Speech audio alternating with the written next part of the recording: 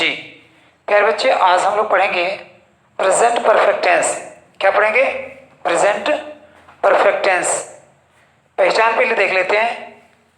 हिंदी वाक्य के अंत में आएगा चुका है, चुकी है, चुके हैं, चुका हूं या चुकी हूं, ये पहचान आएगा। अगला पहचान क्या आएगा? आ है, ई है, ए है। तो ये दो पहचान होंगे हिंदी वाक्य में। जो सेंटेंस होंगे उन वाक्यों को पढ़ने से पता चलेगा कि काम हो चुका है। जैसे वह स्नान कर चुका है, हम लोग वहाँ जा चुके, हम लोग यहाँ आ चुके हैं, वह खाना खा चुका है, अभी हाल ही में कोई काम हुआ है, लेकिन प्रेजेंट से उसको रिलेट किया जाएगा। आगे बताते हैं कि इसकी उत्पत्ति, प्रेजेंट परफेक्ट की उत्पत्ति कैसे होती है। वैसे तो प्रेजेंट परफेक्ट पे सभी वीडियो बनाए हैं, लेकिन हम इसकी उत्पत्ति तक भी बताने की कोशिश करेंगे। और इसमें जो प्रश्नवाचक शब्द आएंगे वो भी कुछ खास तरह से हम यूज करा करके दिखाएंगे आपको। आगे बढ़ते हैं।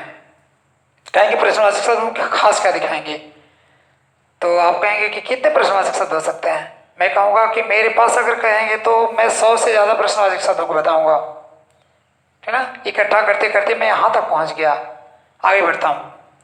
Present perfect tense, present perfect tense. अब देखिएगा, ये प्रेजेंट परफेक्ट है, परफेक्ट होने की क्या शर्त है?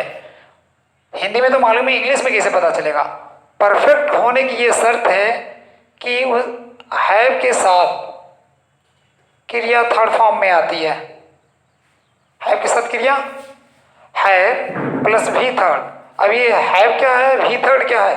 तो याद रखिएगा, इसको कहते हैं पास्ट पार्टिसिपल, पास्ट पार्टिसिपल, और यह हैव है, ठीक ना।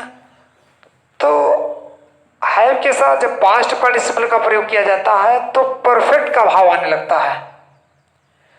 जब भी किसी क्रिया से परफेक्टनेस का भाव प्रकट कराना होगा तो हैव के साथ क्रिया का थर्ड फॉर्म लगाएंगे, अर्थात हैव के साथ पास्ट पार्टिसिपल का प्रयोग करेंगे।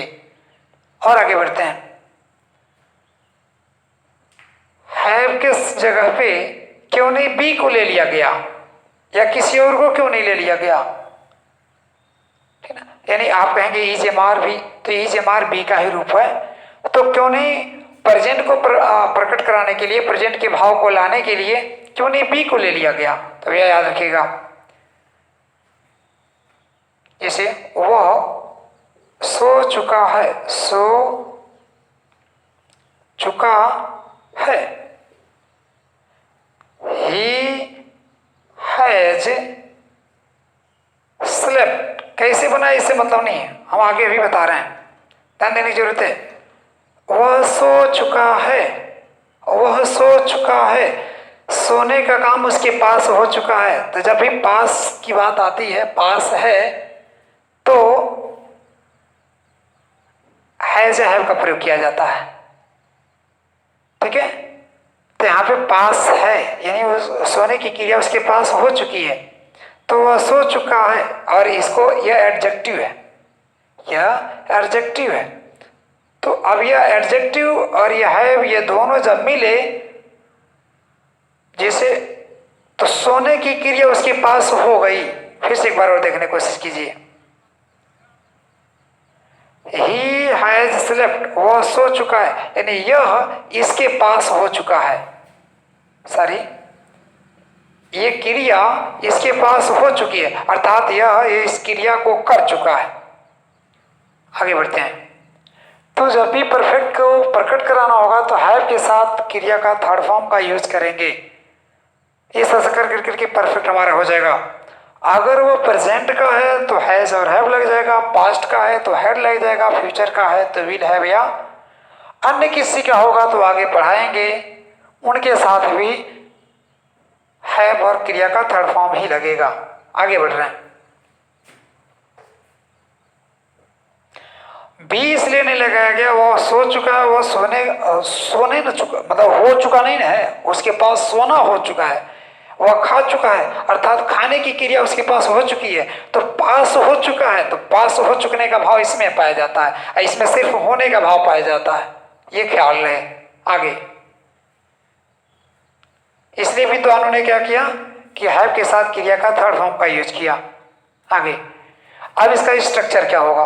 हाँ, प्रेजेंट में इसका जो रूप होगा हैज या हैव होगा, इससे प्रेजेंट होगा, ठीक ना।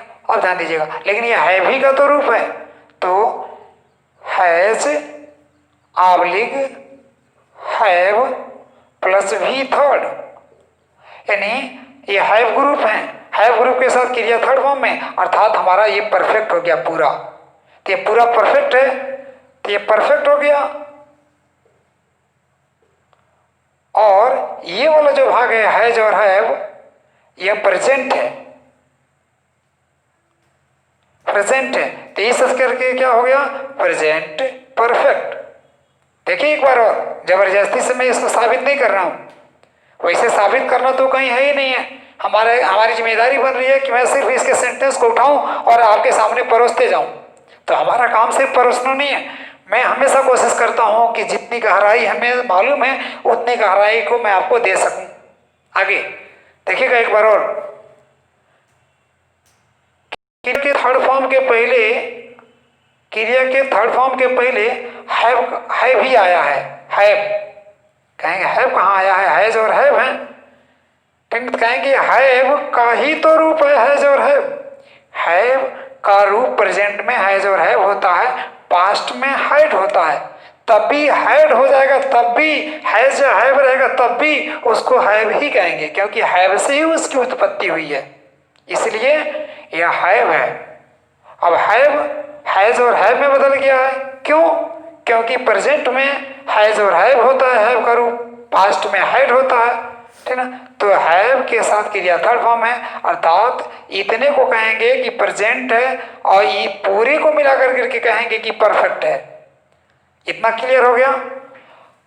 हम हिंदी में जानने के लिए चुका है, चुकी है, चुके हैं, आ है, ये है, हिंदी वाक्य के अंत में देखेंगे तो पता चल जाएगा कि प्रेजेंट या प्रेजेंट परफेक्ट है। लेकिन इंग्लिश में कैसे जानेंगे? तो इंग्लिश में जानने के लिए बता दिया गया कि क्रिया के थर्ड फॉर्म के पहले हैव का कोई रूप होना चाहिए, ठीक ना। आप कहेंगे क्रिया के थर्ड फॉर्म के पहले कोई रूप होना चाहिए हैव का, क्यों बार बार हैव कह रहे हैं? क्रिया का थर्ड फॉर्म बी के बाद भी आया करता है, तब यह पैसिव हो जाएगा, पैसिव का जब चैप्टर आएगा ना, तो पैसिव के चैप्टर में आप पढ़िएगा, हमसे 8 का कांड पैसिव नहीं पढ़ाएंगे, हम 12 का पैसिव पढ़ाएंगे। ट्रांजिटिव का सिर्फ पैसिव पढ़ाया जाता है, हम इंट्रांजिटिव का पैसिव पढ़ाएंगे। हम अपने काली कोठरी से नहीं बोल रहे हैं, हम नेट पे हैं, ठीक ना। कहीं से भी हमको घेरा जा सकता है, पकड़ा जा सकता है, ठीक ना। अगर हम गलत पढ़ा रहे हैं तब क्लेम भी किया जा सकता है। मैं उतना साफ कह रहा हूं कि जो मैं बताऊंगा सिर्फ जिस दिन करूंगा उस दिन समझिएगा। आगे बढ़ रहा हूं, मैंने ज़्यादा बात करने की कोशिश नहीं की, इसी को सिद्ध करने की कोशिश किया। प्रेजेंट परफेक्ट मैंने सिद्ध किया। आगे बढ़ रहे हैं, इसको स्क्रीनशॉट में ले लीजिएगा। आगे बताया क्या क्या आपको? हैज आबलिग हैव प्लस वी थर्ड, ये प्रेजेंट परफेक्ट के कहलाएंगे, यानी क्रिया का रूप है। इससे पहले क्या होगा? सब्जेक्ट, और इसके बाद क्या होगा? अदर वर्ड चाहे ऑब्जेक्ट, अदर वर्ड लिख देते हैं, अदर वर्ड, ठीक है। तो क्रिया के पहले सब्जेक्ट, क्रिया के, अब कहेंगे कि क्रिया के पहले सब्जेक्ट क्यों? कहेंगे कि जितनी भी क्रियाएं होती हैं वो क्रियाएं अपने सब्जेक्ट के अनुसार होती हैं, इसीलिए क्रिया को सब्जेक्ट के बाद आना पड़ता है, और क्रिया होती है अपने ऑब्जेक्ट पे, इसीलिए ऑब्जेक्ट को क्रिया के बाद लाना पड़ता है। इसीलिए जो भी ऑब्जेक्ट आया करते हैं अपने क्रिया के ऑब्जेक्ट कहलाते हैं उस सेंटेंस में, इसीलिए इनको ऑब्जेक्ट कहा जाता है। और ये सब्जेक्ट इसलिए होते हैं इस क्रिया को कर रहे होते हैं। मुझे शर्म आ रही है कि कहीं मैं ज़्यादा ना बोल जाऊं, ठीक ना, आपका समय ज़्यादा बर्बाद ना कर पाऊं। लेकिन याद रखिएगा कि एक टीचर किसी कीमत में किसी बच्चे का भविष्य नहीं चौपट कर सकता। तो मैं जो भी शब्द बोलूँगा कोशिश करूँगा कि मैं बेहतर बोलूँ और आपका उससे पूरा का पूरा लाभ हो सके। अभी मैं बताया, तो ये जो स्ट्रक्चर है अर्थात फॉर्मेट, ठीक ना, ये कैसे इस तरह से बन गया? तो हम कहेंगे सेंटेंस का फॉर्मेशन ऐसे ही होता है, सबसे पहले सब्जेक्ट, उसके बाद से वर्ब, उसके बाद से ऑब्जेक्ट, यानी SVO, ठीक ना। तो ये सब्जेक्ट रहा, ये वर्ब रहा, ठीक ना, और ये वाला भाग ऑब्जेक्ट रहा। तो इतने भाग को हम कहेंगे कि ये वर्ब है, ठीक ना। अब इसको कहेंगे मेन वर्ब है, इसको कहेंगे हेल्पिंग वर्ब है, इसको कहेंगे हेल्पिंग वर्ब, इसको कहेंगे मेन वर्ब, लेकिन पूरे को मिला करके कहेंगे कि यह वर्ब है, ठीक ना, और यह सब्जेक्ट है, और यह क्या है? ऑब्जेक्ट है। अब मैं ये बता रहा था कि क्यों सब्जेक्ट पहले आता, ऑब्जेक्ट क्यों बाद में आता। तो क्यों ना सब्जेक्ट पहले आए, क्योंकि इस क्रिया को अगर कोई करता है तो सब्जेक्ट ही तो करता है, ठीक ना। और कौन सी क्रिया होती है, ये क्रिया तो हो गई, लेकिन क्या किया, तो ऑब्जेक्ट ही तो होगा, ठीक ना। आगे बढ़ते हैं, हम एग्जाम्पल देते हैं। यही अफर्मेटिव सेंटेंस का रूल भी हो गया, यह अफर्मेटिव कहलाएगा, यानी सब्जेक्ट के बाद हैज या है प्लस वर्ब का third form plus other word या ऑब्जेक्ट। आगे बढ़ते हैं, देखिएगा एग्जाम्पल दे रहे हैं हिंदी में, जैसे इसी को इंग्लिश में ही कर लेते हैं या हिंदी में कीजिए। वे लोग, चाहे वह सो चुकी है, सो चुकी है, वह सो चुकी है, क्या इंग्लिश क्या बनेगा? देखिए काम हो चुका है, सी हैज। आप कहेंगे हैज किससे लगा दिया? तो हैज या है प्रेजेंट में यही दो यूज होंगे, ये सिंगुलर के साथ, ये प्लूरल के साथ। कहेंगे सिंगुलर कौन कौन है? ही, शी, इट, या कोई एक नाम, यानी सिंगुलर नाम बनाओ को सिंगुलर कहा गया। किसको किसको? ही, सी, इट, या कोई एक नाम, यानी सिंगुलर नाम बनाओ, इनके साथ हम हैज लगाएंगे। बाकी सबके साथ क्या लगाएंगे? वह, यह, राधा, मोहन, सीता, मेरे पिताजी, मेरी माँ, मेरी बहन, बहने नहीं, बहने कह देंगे तो प्लुरल हो जाएगा, तब हैव लगाना पड़ेगा। तो इनके साथ हैज लगाएंगे, बाकी सबके साथ हैव लगा देंगे, ठीक है। ये क्लियर हुआ। तो वह सो चुकी है, she has slept, she has slept, वह सो चुकी है। वे लोग पहुंच चुके हैं, वे लोग पहुंच